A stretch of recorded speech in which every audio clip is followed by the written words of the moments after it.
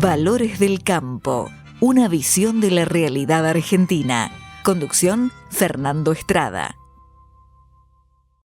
Con la tarjeta Procampo de Banco Provincia, disfruta de grandes beneficios. En los remates de Hacienda, en la compra de combustibles, agroquímicos, fertilizantes y muchos más. Adquirila con mínimos requisitos, a tasas especiales y con la mejor financiación. Banco Provincia, el banco de las y los bonaerenses. En OMINT cumplimos 55 años, en los que siempre fuimos renovando nuestros servicios, porque para cuidar tu salud no podemos quedarnos en el tiempo. OMINT, experiencia para lo que sigue. Superintendencia de Servicios de Salud, órgano de control de las empresas de medicina prepaga, www.sssalud.gov.ar, 0800 222 Registro Nacional de Entidades de Medicina Prepaga número 1336. Baja el colesterol. Aceite de canola Kroll reduce el colesterol. Kroll, el aceite ecológico. Activa tu carrera. Lidera tu futuro.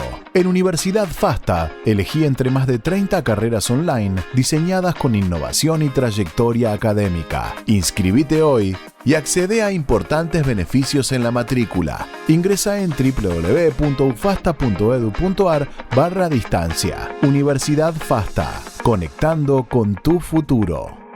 ¿Cómo están, queridos amigos de Valores del Campo? Estamos en una época o en unos momentos de incertidumbre relacionado desde luego con los inicios de la presidencia de Donald Trump en Estados Unidos. Pocas veces se da al iniciarse un periodo presidencial o un periodo de autoridad política novedoso esto de la incertidumbre, porque hay señales, más que señales, causas para los cambios que permiten conjeturar cuáles serán las marchas y los movimientos naturales del nuevo gobierno, o de los nuevos gobiernos que pasan por esta circunstancia de estreno.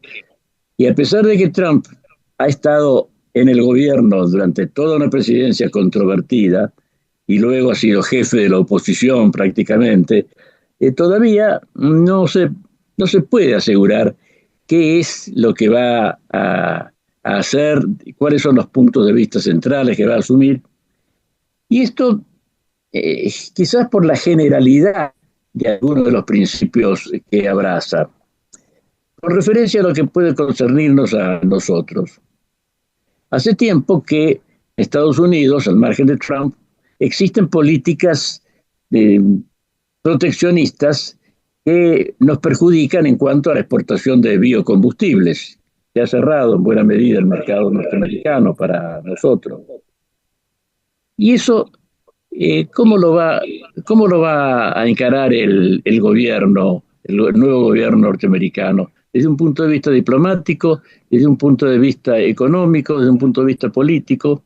Porque además tenemos que tomar en cuenta que uno de los puntos que se están ventilando respecto de la nueva presidencia Trump es si subsistirán las restricciones o los proyectos de restringir el uso de combustibles fósiles. Más bien, Trump parece comprometido con explotarlos al máximo. Hasta ha hecho un juego de palabras. Estamos pisando oro líquido. Debajo del suelo que estamos pisando hay oro líquido y se refiere al petróleo, evidentemente. Un uso intensivo del petróleo haría más innecesario el aporte de nuestros biocombustibles. Es decir, son situaciones que se multiplican. Yo he puesto un ejemplo casi doméstico, pero me parece que es un reflejo de esta incertidumbre que concierne a muchos aspectos de la seguridad ambiental, desde luego, pero también alimentaria y energética del mundo. Y a través del ejemplo que puse se ve que también con relación a los intereses argentinos. Así que hoy nuevamente lo he invitado a Carlos Regúnaga, distinguido experto en relaciones internacionales, a quienes ustedes conocen por otras brillantes visitas que nos hizo acá. De modo que, bienvenido, Carlos, ¿cómo estás? Muy bien, Fernando, muy contento de estar nuevamente contigo en este programa. Vamos a tratar de dilucidar en la medida de lo posible algunas de estas incógnitas, pero más vale vamos a plantear interrogantes que deberán ir develándose de a poco en los próximos días y meses. Claro, perdón, Carlos, yo creo que no serán interrogantes que a la espera de una respuesta en los hechos, porque más bien son cuestiones, volviendo al término incertidumbre, que se van a extender por mucho tiempo, porque las relaciones políticas están siempre cargadas de incertidumbre. Saber cuáles son los puntos de rozamiento que exigen negociaciones, que exigen consideraciones especiales, es un gran avance en el conocimiento de las relaciones diplomáticas y políticas. Estoy seguro de que eso es lo que nos vas a dar. Eso es siempre así, pero el factor Trump agrega un elemento más, que él es muy personalista. Entonces la incertidumbre es aún mayor. Él concentra en este momento un poder que no tuvo en el primer periodo e incluso va a poder trabajar con gente que es mucho más leal a él, que ha ido de alguna manera seleccionando en este periodo, que ha elegido en función de las actitudes que tomaron durante estos 4 años de gobierno demócrata. Él llega con además mucho más poder desde el punto de vista de que ganó el voto popular, cosa que no había ocurrido en la primera presidencia, que tiene la mayoría de ambas cámaras.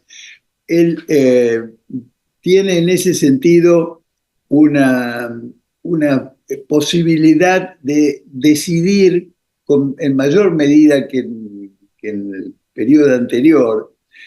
Además es el último periodo, no busca una reelección, más vale es el final de su carrera política, y algunos piensan que lo que va a pensar más vale es en cómo va a quedar en la historia. Uno de estos elementos que parece que se está materializando es que quiere dejar un mundo en paz, o por lo menos lo más pacificado que se pueda. Nunca, desgraciadamente, se eliminan todas las guerras porque hay algunos lugares en que hay guerras casi eternas, de baja intensidad, pero que son continuas.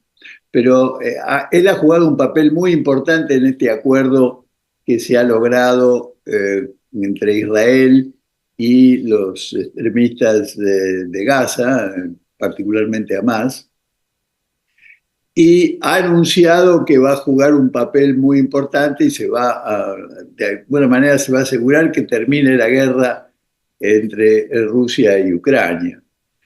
¿Cómo lo va a hacer? Bueno, uno podría especular, pero digamos, no es lo esencial. Lo esencial es la decisión de que de alguna manera esa guerra tiene que terminar. Y su perspectiva es justamente que haya menos presencia militar estadounidense fuera del territorio norteamericano y sobre todo menos intervención activa. Él sigue siempre preocupado, como casi toda la élite norteamericana en este momento, porque en esto coinciden también los demócratas, de que el enemigo es China y la idea es que no se lleve se transforme esta competencia que existe hoy en una guerra caliente, digamos, podría ocurrir sobre Taiwán. Pero eso es un tema sobre el cual en este momento no se puede especular mucho. Lo que él quiere es terminar con los conflictos que existen hoy y que esto le cueste menos a Estados Unidos desde el punto de vista económico y sobre todo que no tengan que intervenir tropas norteamericanas en territorio de otros países. Sobre todo hay que acordarse que él dejó resuelto el acuerdo para retirarse de Afganistán después de, creo que eran 14 años de guerra y de una pérdida económica enorme, además de ciertas pérdidas vidas humanas. Después la retirada que desarrolló Biden fue lamentable. Y esto juega también en el legado de él. Él quiere mostrar que él puede resolver las cosas mejor. Ahora, si vamos a los temas económicos, vos planteaste la cuestión de los biocombustibles. No sé qué puede estar pensando, no creo que esté pensando en particular en este momento sobre biocombustibles, pero sí que su posición es, como vos dijiste perfectamente, una posición favorable a desarrollar plenamente los recursos de hidrocarburos que tiene Estados Unidos. Él se ha opuesto a todas las políticas restrictivas y lo más probable entonces es que nos encontremos con que se autoricen algunos oleoductos y gasoductos que estaban frenados, que se autorice la explotación en ciertas zonas donde Biden ha buscado bloquear el desarrollo. Esto es muy probable. Con respecto a la política proteccionista que ha anunciado, acá llegamos a lo que vos definiste muy bien inicialmente, que es la incertidumbre. Nadie sabe con precisión qué está pensando. Por lo menos nadie fuera de su círculo más íntimo, que probablemente tenga ya medidas estudiadas y preparadas, pero que no trascienden. Los comentaristas que yo he estado siguiendo en los canales de televisión estadounidenses, tanto pro-demócratas como pro-republicanos, señalan que no está muy claro para qué quiere hablar de la posibilidad de un aumento en los derechos de importación. En algunos casos puede tratarse de un arma para negociar otras cosas. Por ejemplo, forzar a México a tomar medidas para restringir la inmigración. En el caso de Canadá, ya ha logrado que Canadá decidiera aumentar el control de frontera. La frontera canadiense es enorme. La frontera de Estados Unidos y Canadá es una frontera muy extendida, muy fácil de penetrar porque además hay caminos por todos lados. Y claro que no representa la misma preocupación que México, porque no la cantidad de gente que entra por ese límite no es de ninguna manera la magnitud de lo que se presenta desde el sur. Es curioso, Carlos, que por esa frontera de Canadá y Estados Unidos ingresan también muchos orientales africanos, porque el sistema semiclandestino de la inmigración, o el sistema de la inmigración clandestina, abarca a todo el mundo. De modo que llegan a... No es que sean inmigrantes canadienses los que están ingresando, sino que son de otra punta del mundo. Y evidentemente en forma de redes delictivas. Por eso, llegan de otra manera, llegan en barco a Canadá y después pasan a Estados Unidos. Y bueno, ha logrado que tampoco han llegado normalmente a Canadá. Ha sido por estas organizaciones delictivas, en definitiva. Claro, es así. Llegan en forma secreta, oculta. Ha logrado entonces, como te digo, que ya decidieran aumentar el presupuesto de control de fronteras en Canadá. Esta es una posibilidad, pero también se está hablando cada vez más de la preocupación que genera el gran déficit presupuestario de los Estados Unidos. Y esto, digamos, los podemos ver nosotros con mucha claridad. Estados Unidos tiene déficits presupuestarios casi continuamente y déficits muy grandes, que hasta ahora se han financiado porque todo el mundo está dispuesto a prestarle al gobierno de los Estados Unidos. Los bonos del Tesoro se colocan perfectamente porque Estados Unidos atrae toda clase de capitales. Se consideran inversiones y no préstamos. Claro, una cosa son las inversiones, pero yo estoy hablando ahora del préstamo al gobierno para financiar los déficits presupuestarios. Sí, cada vez es más grande. En ese aspecto me parece, Carlos, que cuando se presta a Estados Unidos, que tiene el poder económico y el poder militar, en realidad se está pensando que se hace una inversión, que esos préstamos van a ser devueltos. Claro, el que presta está haciendo una inversión porque está obteniendo intereses de dólares que de otra manera no rendirían nada. Pero, y la posibilidad de que Estados Unidos devuelva, obviamente, es la más segura posible porque emite la moneda que todo el mundo acepta, la moneda mundial, digamos. Pero hay que recordar que lo mismo pasó con el Imperio Británico entre la Primera Guerra Mundial y la Segunda Guerra Mundial. El Imperio Británico sale de la Primera Guerra Mundial debilitado, pero y con una gran deuda. Y la tasa de interés aumentaba esa deuda cada vez más.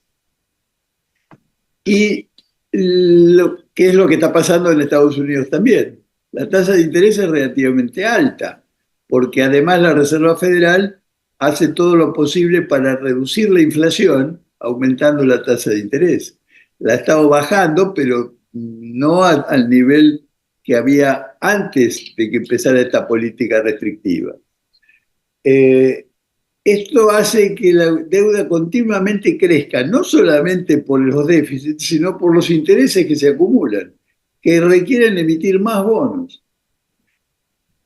El hecho de que sea la moneda de reserva no es una garantía eterna, porque lo mismo pasó con la libra esterlina.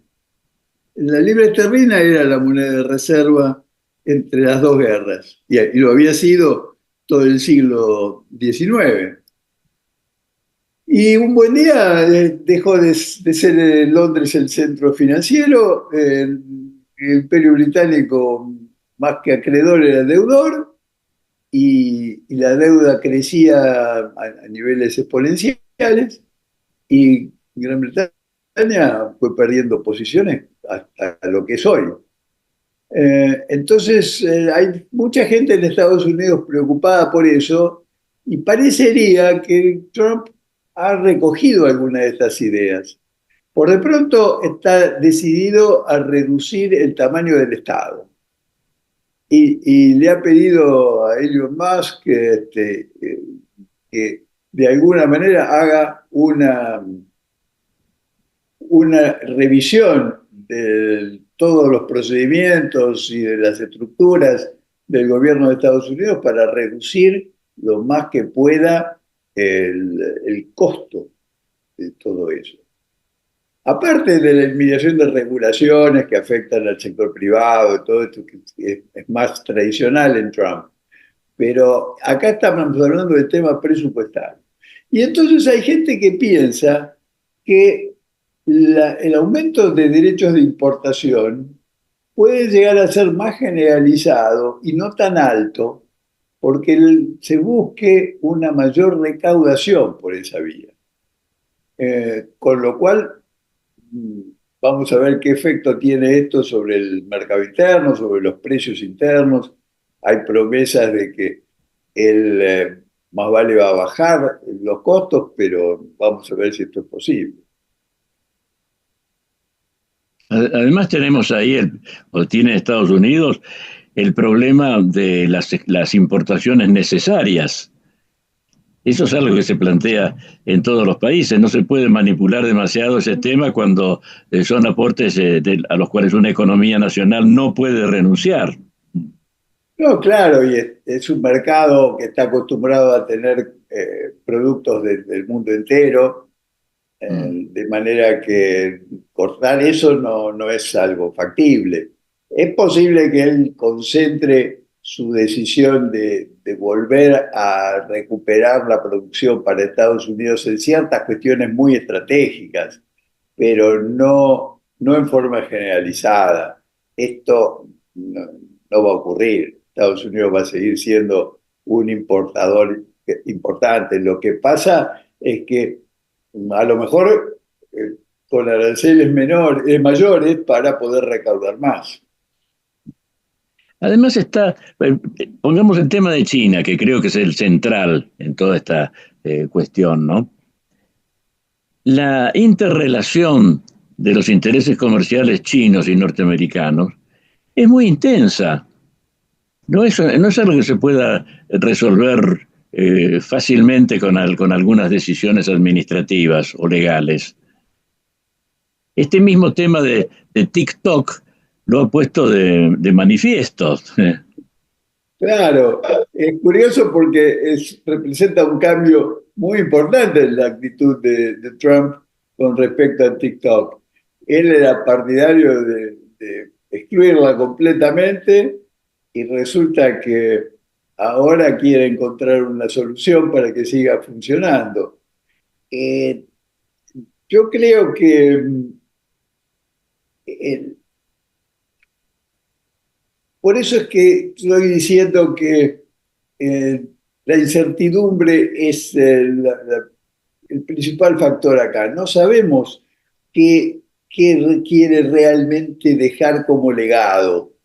Este hecho de que sean sus últimos 4 años en la presidencia, que salió del anterior periodo muy cuestionado, atacado, vilipendiado incluso por una cantidad de instituciones muy serias, incluido parte de su propio partido político, y no digamos de la oposición demócrata. Me parece que él está pensando ahora en cómo va a quedar en la historia. Es más incertidumbre todavía.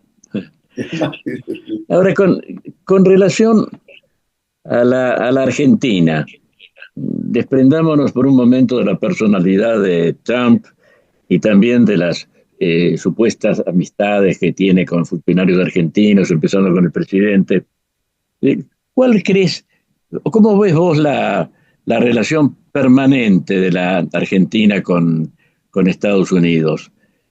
La política, en fin, ya tiene sus propias andariveles, pero en el orden económico,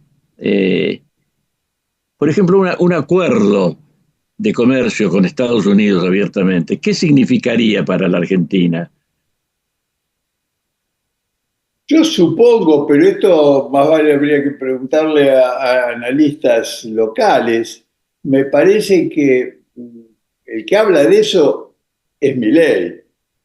Y no está para nada claro que Trump, que ha sido más vale contrario a los acuerdos de libre comercio, vaya ahora a impulsar un acuerdo con la Argentina cuando probablemente esté cuestionando otros acuerdos que ya tiene Estados Unidos. Pero supongamos que esto avanzara. Yo creo que Milei debe estar pensando esencialmente en inversiones de empresas estadounidenses o de otros países para exportar al mercado estadounidense.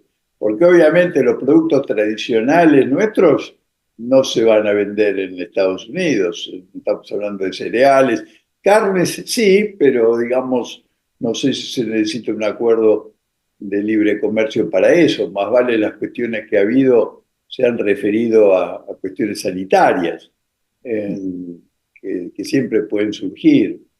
Pero desde el punto de vista industrial, lo más probable es que nosotros empecemos a importar muchos más productos estadounidenses si se sancionara hoy y entrara en vigencia hoy un acuerdo de libre comercio con Estados Unidos. La, la jugada tendría que ser que de alguna manera esto se compensara con una exportación, como está ocurriendo en México, donde se instalaron fábricas estadounidenses para atender el mercado de los Estados Unidos, no es tanto el mercado eh, mexicano. Sí, eso hace unos años fue la clave de las inversiones de las multinacionales. Claro que había una diferencia respecto de lo que estás diciendo. Se instalaban preferentemente para atender al mercado allí donde iban. Eh, Claro, Ahora este otro sistema, que es conocido también como maquiladora, en realidad traslada el capital a otro país porque el trabajo es más barato allí. Y el claro. trabajo no puede cambiar de jurisdicción, tiene que quedarse ahí. Y se obtienen esas ventajas. Al final de cuentas, eso también fue el principio de la gran prosperidad china. La transformación china comenzó con ese tipo de erradicaciones de países occidentales en su territorio. Claro, ha sido toda la historia de los países que se han desarrollado en el lejano oriente, porque empezó con Japón, después Corea y Vietnam y China es obviamente el más grande. No, yo creo que acá juega otro factor, que es lo que se llama en inglés nearshoring, la idea de tener las fuentes de provisión cercanas en lugares que no son riesgosos desde el punto de vista político y militar.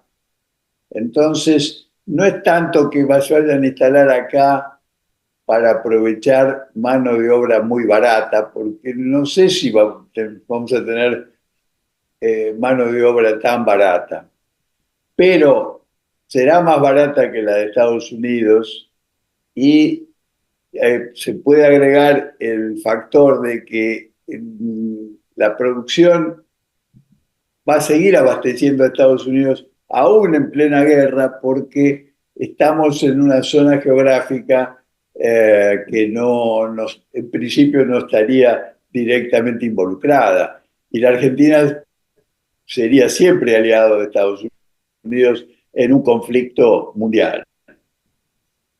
Eso ha sido una tradición de su diplomacia y además de los intereses naturales, podríamos decir.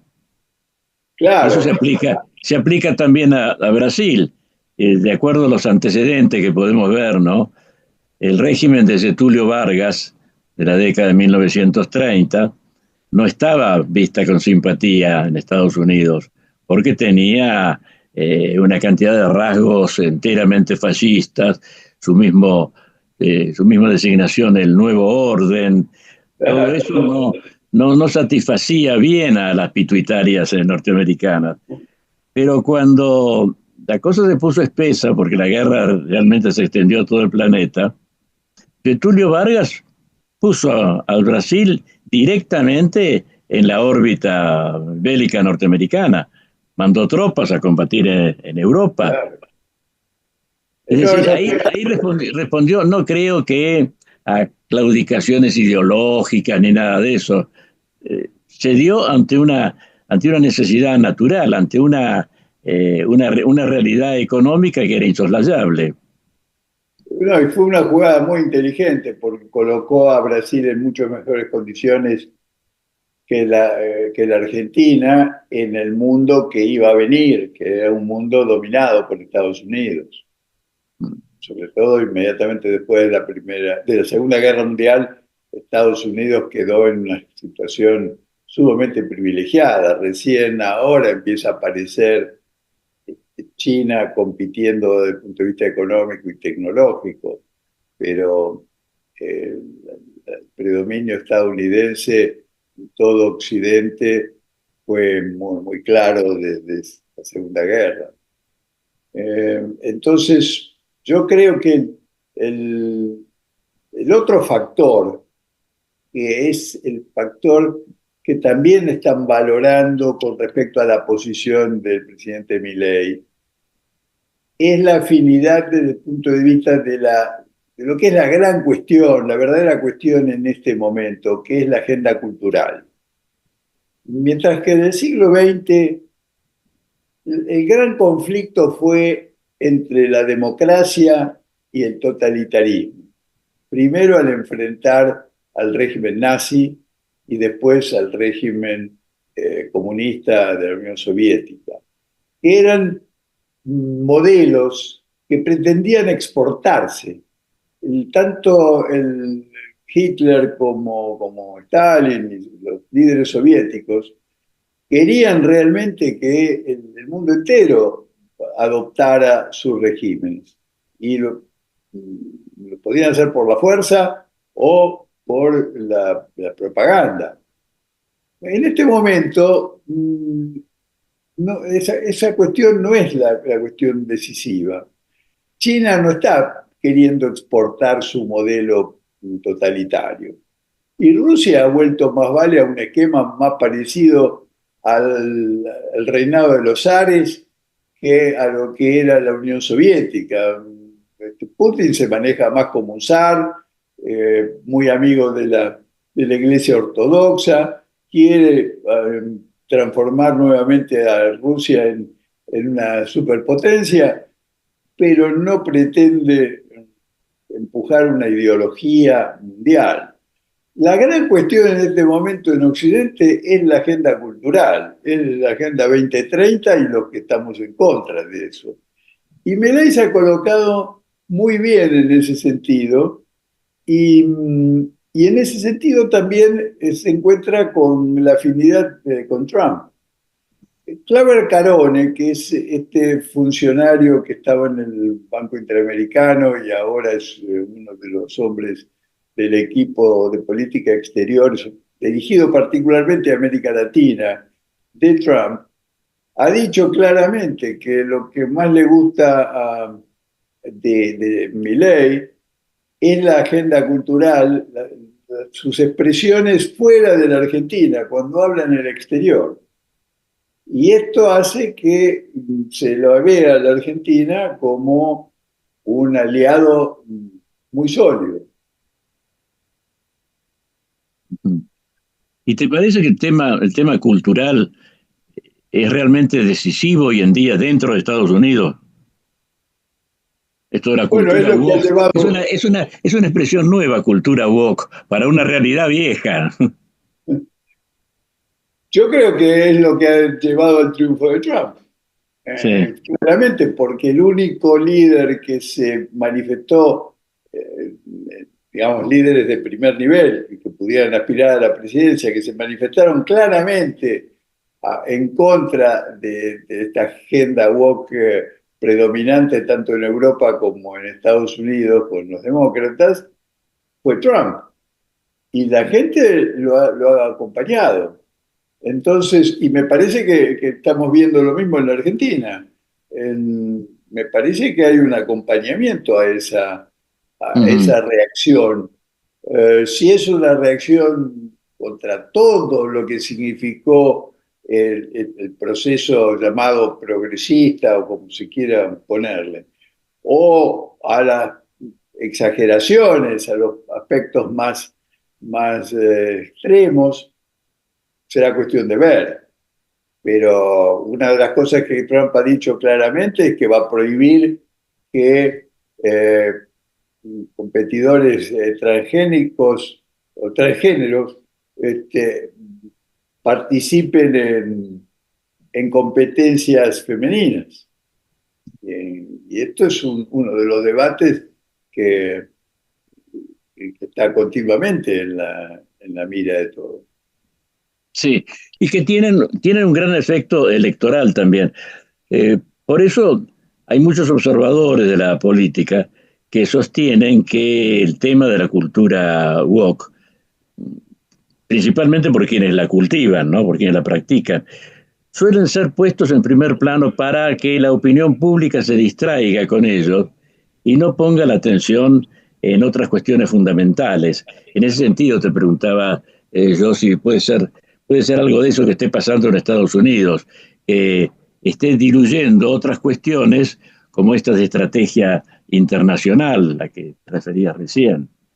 Desde luego no le quito ninguna importancia al tema de la guerra cultural, y al contrario, me parece interesante que volvamos sobre el tema. A mí me parece que no se puede reducir simplemente a banderas que se agitan para distraer a la opinión pública, porque me parece que son cuestiones que calan mucho más hondo que muchas de las cuestiones que nos interesan a nosotros, que nos interesan a los que nos preocupamos por la política internacional, que estamos siguiendo, aunque sea de oído, porque yo no soy economista, pero digamos, uno trata de estar enterado de lo que ocurre en materia económica y de cuáles pueden ser las tendencias. Me parece que en cambio estas cuestiones calan mucho más hondo en la familia, en la vida cotidiana. Me parece que la familia que tiene una chica que está tratando de participar en un torneo de hockey o de fútbol o de lo que sea, y se encuentra con que le incluyen en el equipo varones transformados o varones que dicen que se sienten mujeres, ese se ve afectado instantáneamente. Y esto es muy generalizado y no tiene nada que ver con lo que piensen los grandes formadores de opinión, lo que digan los canales de televisión o nada por el estilo. A lo sumo, yo creo que estos formadores de opinión recogen la preocupación generalizada en todos lados.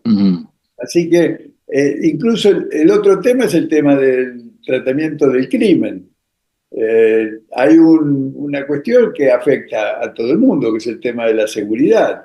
Y esto justamente afecta más a la gente de clase media e incluso clase baja, que no tienen la posibilidad de tener custodios privados, vivir en fortalezas de alguna manera seguras. Las fortalezas domésticas.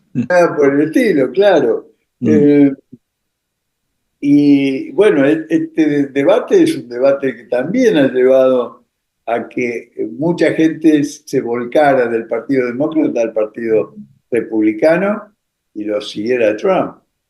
Así que a mí me parece que no es una cosa tan pasajera y me parece que tienen muchas más raíces que algunos otros temas, que son los temas que preocupan a la agenda internacional, a los diplomáticos, a los políticos, a los analistas económicos, pero que no interesan tanto a la gente. A la gente le puede preocupar el nivel de precios, si puede comprar algo o no, si le sale más caro el combustible que el año pasado, ese tipo de cosas. Pero no entra tanto a analizar el riesgo país o la deuda externa de Estados Unidos. Sí, así es. Y esto que se llama cultura woke, vuelvo a decir que se llama porque la designación me parece muy reciente. En rigor, es una muestra de las raíces de que hablaba. Es el ataque a las raíces culturales y espirituales de Occidente entero. Claro, es una cuestión que trasciende todas las fronteras, por lo menos en Occidente. Esa es la gran cuestión en este momento. Así es, porque no diría yo que en el Islam pase de la misma forma, por ejemplo. En los países islámicos no se ve esto. Y son culturas diferentes. Después de la caída de la cortina de hierro se ha visto que la gran oposición en el mundo no era solamente comunismo y capitalismo, sino de las distintas civilizaciones y culturas múltiples que estaban como ocultas por el enfrentamiento entre las dos grandes potencias nucleares. Claro. Así fue. durante todo el periodo de la Guerra Fría, incluso conflictos que se manifestaban, se tenían de el conflicto este-oeste. Y entonces, si Estados Unidos apoyaba a Israel, los árabes buscaban el apoyo de la Unión Soviética, pero había un enfrentamiento que no tenía nada que ver con el enfrentamiento ideológico entre el comunismo y el capitalismo, o la democracia y el totalitarismo, porque los musulmanes, los árabes eran musulmanes, no eran ateos, todo lo contrario, eran militantes. Y sin embargo recurrían a la Unión Soviética por ese tema. Al terminar el conflicto entre el Imperio Soviético y Occidente, porque implosionó el Imperio Soviético, empezaron a aparecer otras cuestiones. En el mundo musulmán creo que es más grave el enfrentamiento entre chiitas y sunitas y las distintas subdivisiones que tienen que la agenda woke, que como vos decís muy bien, no prendió ahí. Pero sí en Occidente. En Occidente la gran cuestión es justamente la cuestión cultural. No hay un peligro de que adoptemos un modelo totalitario, como sí podría haber ocurrido en muchos países, y de hecho ocurrió en Cuba, y se exportaba a Venezuela y a Nicaragua, modelos totalitarios, pero son anomalías en Occidente. Me parece a mí que uno tiene que estar siempre en guardia a favor de la democracia, pero que esa no es la verdadera cuestión. La verdadera cuestión es hoy qué tipo de sociedad vamos a tener, cuáles son los valores que vamos a defender, cuáles son los valores que se van a aplicar y qué consecuencias tiene el tener esos valores en lugar de estos que han estado proponiendo los progresistas. Y el eclipse de esos valores, como resultado de, vamos a decir, la cultura y la cultura woke, en definitiva también pueden allanar el camino a nueva forma de totalitarismo, porque van borrando lo que puede ser la definición de lo humano. Esta forma de estar carcomiendo las raíces de nuestra cultura es lo que nos va acercando también a los animales, digamos al caso. El hombre se va haciendo hombre con el desarrollo de su cultura, de lo que los griegos llamaban también la paideia, ¿no? Que era un esfuerzo que había que hacer constantemente para no perder la condición humana. Pero esta cultura fácil del escepticismo, de la indiferencia, lleva a que, empezando por las instituciones humanas, se vayan apartando de su razón de ser. Los congresos no producen leyes propiamente dichas, si pensamos en lo que es la legislación penal, por ejemplo, que parece preparada en beneficio de los victimarios. Como eso es un ejemplo de tantas otras cosas.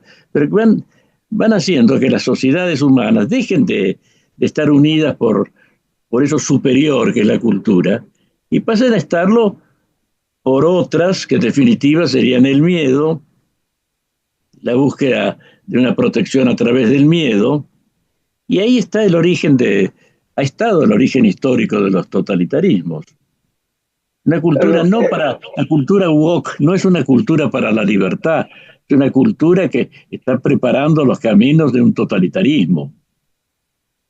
Fernando, a mí me parece muy claro que Occidente, a lo largo de su historia, fue desarrollando instituciones como la limitación del poder de los gobernantes, el Estado de Derecho, la división de poderes, la libertad para expresarse. Todo eso lo hizo porque tenía un trasfondo de valores que justamente implicaban la valoración de lo humano, la valoración del ser humano como incluso desde el punto de vista religioso, como hijo de Dios, todos iguales, porque éramos todos hijos. Estos, de alguna manera, marcó un patrón para que se fueran desarrollando todas las instituciones jurídicas que ahora valoramos. Una filosofía que vaya carcomiendo las bases de la cultura y de esos valores, tarde o temprano se va a manifestar en que se pierda todo lo demás. Porque por alguna razón salió todo eso en Occidente y no en otros países, en otras civilizaciones que no tenían esos valores, que no tenían esa tradición. Sí, en el caso de la ex Unión Soviética, hay que recordar las reacciones que hubo bajo el régimen comunista, ¿no? Sájarov, toda esa playa de figuras que apareció en la década de 1970 de perseguidos, ¿no? Y se vio que a la caída del régimen soviético, esa base cultural que tenía la antigua Rusia estaba, no diré intacta, pero en excelentes condiciones, como para que ahora los gobiernos, como el gobierno de Putin, que es un gobierno con plena autoridad, tenga que, de buena gana o por necesidad, llevar buenas relaciones con el poder religioso, por ejemplo. Claro, claro, exactamente. Hay una realidad allí, incluso justamente la política rusa, en gran medida, hoy se asienta sobre un grado de convicción que, como decías vos hace un rato, la enhebra con la época zarista, pero con el elemento religioso, no con el elemento dinástico, por supuesto, pero sí con el religioso. El elemento religioso era clave en la Rusia zarista. Y los zares eran zares porque eran los ungidos como continuadores del Imperio Bizantino, que era ya la Roma cristiana. Eso es lo que le dio legitimidad a los zares. Y si bien la Iglesia Ortodoxa no tuvo la autonomía que tuvo la Iglesia occidental, no hay un episodio similar a Canosa en la historia de la Iglesia Ortodoxa, de manera que siempre el zar estuvo por encima de la Iglesia. Cuando había situaciones en las cuales la dinastía no era clara, digamos, la sucesión dinástica estaba cuestionada, la Iglesia Ortodoxa jugaba un papel muy importante para determinar quién iba a ser el siguiente zar.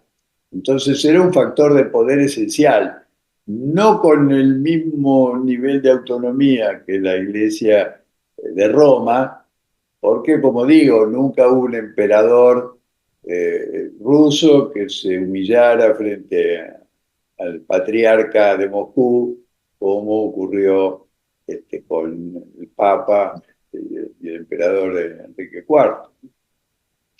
Y con el mundo musulmán tenemos que coincidir que son procesos coincidentes. La religión sigue teniendo una importancia fundamental. Están las grandes potencias petroleras ahí, ¿no es cierto?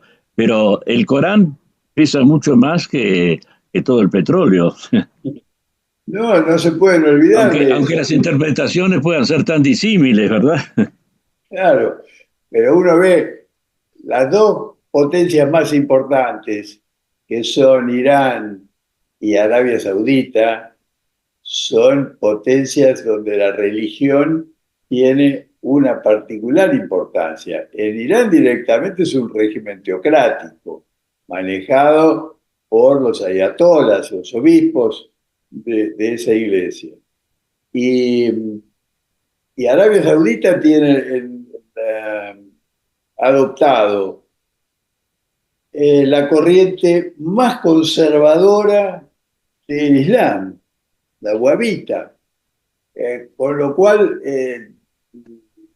la presencia, la influencia religiosa en las decisiones es fundamental en los dos principales países de todo este mundo musulmán. Me refiero por lo menos a los del Medio Oriente.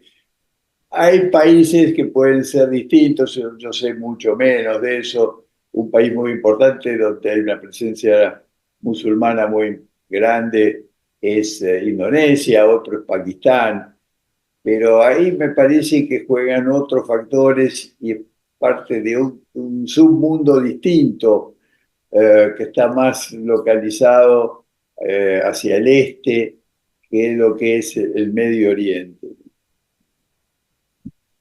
Sí, porque si pasamos con estos, tratando de aplicar estos criterios más al este, nos vamos a encontrar con el problema chino. Claro. Donde nunca ha habido, así como fuerza realmente dominante, una religión propiamente dicha. El budismo, desde luego, echó raíces muy profundas, pero no llegó a ser lo definitorio de la cultura china. Y sin embargo, la cultura china tiene un sentido religioso con una fisonomía laica, que se expresa en esta filosofía del yang y del yong, que supuestamente son los pensamientos puramente filosóficos de Confucio, pero en rigor tienen el reconocimiento de un orden natural, un orden cósmico, que si uno se pone a buscarle definiciones, se aproxima mucho a lo que nosotros decimos de Dios. Sí, la única diferencia es que no es un Dios personal. Uno no puede tratar con él, no se puede esperar que intervenga en la historia, que de alguna manera tenga un plan que lo guíe. Más vale lo que buscan en el Oriente es no alterar el orden natural cósmico, que debería ser más vale eterno.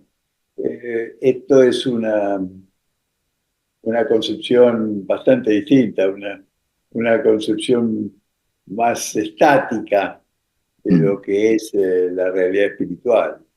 Claro, pero es una fuerza constitutiva de la sociedad china desde tiempos muy antiguos. Y por eso es muy interesante que ahora, en un régimen que sigue proclamándose marxista, sin embargo, tenga el mismo peso en lo ideológico la apelación al pasado chino.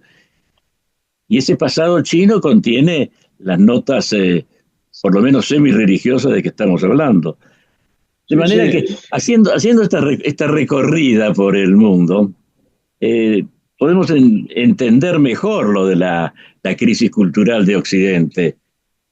Las otras civilizaciones tratan de conservar sus verdaderas raíces. Tratan de proyectar al presente esa esencia que les viene hasta de la antigüedad remota, como China. En cambio, Occidente está despreciando sus propias raíces. Esa es una reflexión muy interesante, porque es así. China, que parecía querer destruir todo porque se volcaba al marxismo, una ideología occidental que obviamente no tenía nada que ver con la tradición china, y uno ve que ahora dentro de la pátina que le da el marxismo, las banderas, banderas rojas y todo lo que significa eso desde el punto de vista de una supuesta orientación ideológica, en realidad renace cada vez más la filosofía tradicional y los líderes chinos piensan más como pensaban los emperadores tradicionales que como podía pensar Marx. Sí, ciertamente. Hay una anécdota de Kissinger en su primer viaje a China, cuando se restablecieron las relaciones entre Estados Unidos y China. Y se dice que le hizo un comentario sobre la Revolución Francesa y le pidió su opinión a Zhou Enlai. Y Zhou Enlai contestó, no tengo formación, no tengo una respuesta, no tengo una opinión hecha, porque es un hecho demasiado reciente. Claro, para China la revolución de 1789 había sido el día de ayer solamente. Sí, cualquier proceso más corto de 500 años no se puede evaluar definitivamente, porque puede ser algo muy efímero. Sí, pero hay que estar impregnado de determinada cultura para entender eso. Sí, nosotros somos totalmente distintos. Nosotros hacemos interpretaciones toda la semana. Bueno, acá en el caso argentino, por ejemplo, y trasladamos esta visión que estamos haciendo, la mayoría de los argentinos, por lo pronto, si, si precisan una fecha de iniciación de nuestra nacionalidad, van a ir a la Junta de 1810, Claro. lo cual nos hace todavía más, más fugaces que la Revolución Francesa para Zhou Enlai, ¿no? Claro. Apenas ayer, ni siquiera ayer, unas horas antes sería. Pero dejando de lado lo que pudiera pensar el chino Zhou Enlai, ¿no? Es algo que dificulta mucho la comprensión de lo que es el bien común y el orden público y el conocimiento de la sociología de la Argentina, el tener visiones históricas tan breves, porque entonces la experiencia, que eso es la historia es el reemplazo de la experiencia personal imposible, es la experiencia colectiva que enriquece a cada uno de nosotros cuando la aceptamos.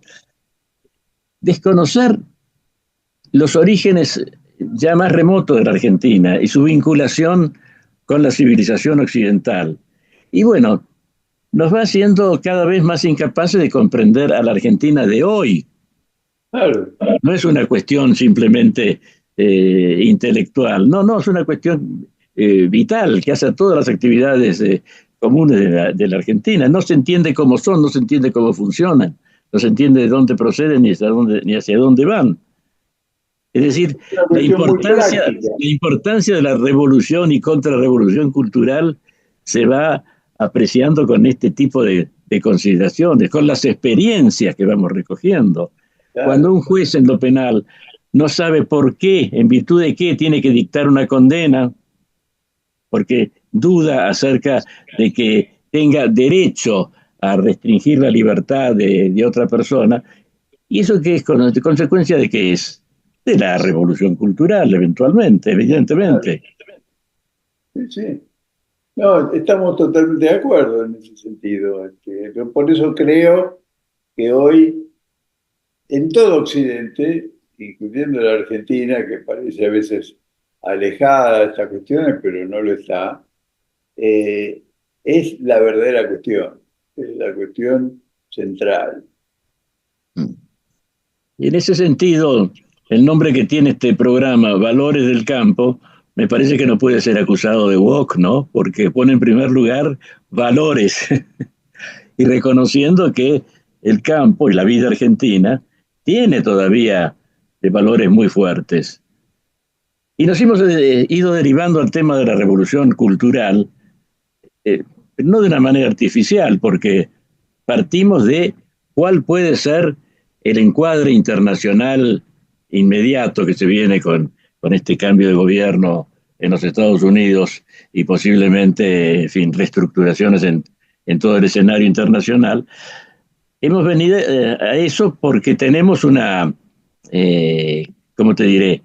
Tenemos una presencia, una inserción en el mundo que evidentemente en última instancia, y diría también en primera instancia, porque se trata de los orígenes y de las finalidades, que es cultural, que es humanística. La política del campo, la política de la seguridad alimentaria, la política de la seguridad energética, tienen base cultural.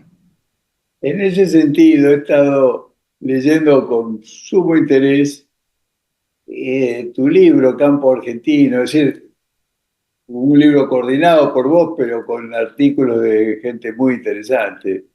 Y vos empezás a hablar de los mitos que afectan al campo argentino y cuáles son los verdaderos valores que hay que rescatar. Esa parte me pareció excelente. Después hay análisis mucho más precisos referidos a determinados aspectos de desarrollo tecnológico, de ubicación del agro argentino en el mundo.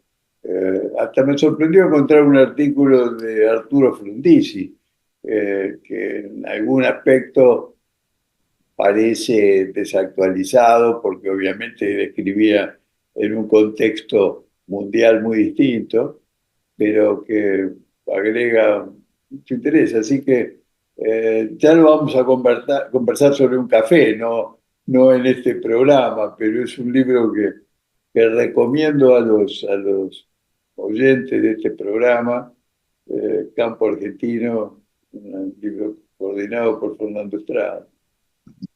Bueno, te agradezco mucho esa recomendación y me alegra también que tu concepto sea respecto del libro, en el cual efectivamente puse esas intenciones. Si se realizaron, en buena hora. Muchas gracias, Carlos, por tu participación otra vez en el programa. Gracias por la invitación, Fernando. Cuando quieras volvemos a seguir, y además tenemos pendiente otro café para hablar de tu libro y de una novela que yo quiero que vos leas, así que con mucho gusto te lo voy a obsequiar. Quedamos mutuamente comprometidos entonces. Vamos a hacer ese programa. Gracias, Carlos, otra vez. Hoy hemos tenido la compañía de Carlos Regúnaga. Y nosotros volveremos a encontrarnos en nuestra próxima edición de Valores del Campo.